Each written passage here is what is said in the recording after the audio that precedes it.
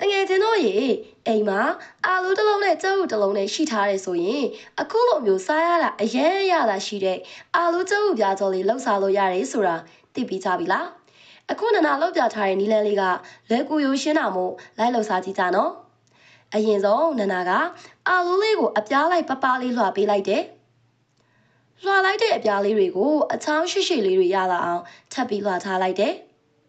တကယ်လို့တကယ်ချင်းတို့အိမ်မှာဝေါ်ချစ်ရှိရဆိုရင်ဝေါ်ချစ်နဲ့လည်းခုလိုမျိုးမြင်မြင်လေးတွေချစ်လို့ရရဲ့နော်ကဲအာလူတစ်လုံးကိုလွှာလို့ရလာတဲ့အမြင်လေးတွေပေါ်ကိုကြက်ဥတစ်လုံးဖောက်ထည့်လိုက်ပါမယ်ပြီးရင်တော့ဗတ်စုံသုံးချုံမုံကိုသမင်းစားစွန်းနှစ်စွန်းလောက်ထည့်ပြီးစားအနှဲငယ်နဲ့ရေနှစ်စွန်းလောက်ထည့်ကတမတ်အောင်မွေပေးရပါမယ်မွေတဲ့အခါမှာတေချာလေးနဲ့အောင်မွေကြဖို့တော့လိုရနော်တကယ်ချင်းတို့ရေ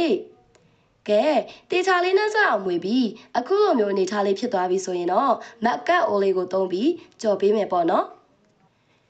စီထဲတဲ့နေရာမှာအများကြီးထည့်စရာမလိုပါဘူးအခုနနာပြထားတဲ့အနေထားလောက်ကိုပဲအိုးမနှံ့အောင်တုပ်ပေးရင်ရပါတယ်ပြီးရင်တော့စောစောကမွေထားတဲ့အာလူကြက်ဥလေးတွေကိုအိုးမပြပြလေးကပ်ပြီးကြော်လိုက်ရုံပါပဲ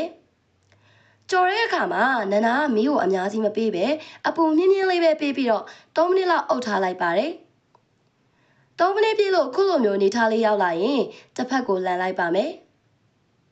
နောက်တစ်ဖက်ကိုလည်းစောနာကားလိုပဲ3မိနစ်ခန့်ထပ်ဆောင်ရပါတယ်ကဲပြီးရင်တော့အခုလိုမျိုးရောင်စင်းနဲ့ရတာနဲ့ပြည့်စုံတဲ့အာလူကြက်ဥပြားစုံလေးရရှိသွားပါပြီဒီမုံလေးကလောက်ရတာလွယ်ကူပြီးအရန်စားကောင်းတာမို့တငယ်ချင်းတို့အိမ်မှာကြက်ဥနဲ့အာလူရှိထားတယ်ဆိုရင်အိမ်မှာနေရင်အစာပြေလေးလှုပ်စားကြည့်နော်နနာကတော့စိတ်စိတ်မွမွေးလေးနဲ့စားလို့ရအောင်အရန်ကောင်းတဲ့အာလူကြက်ဥပြားကြော်လေးကိုခဏခဏလှုပ်စားဖြစ်တယ်အခုလည်းစားလိုက်ပါအောင်မယ်ရှင်စားကြပါအောင်တကယ်ချင်းတို့ရေ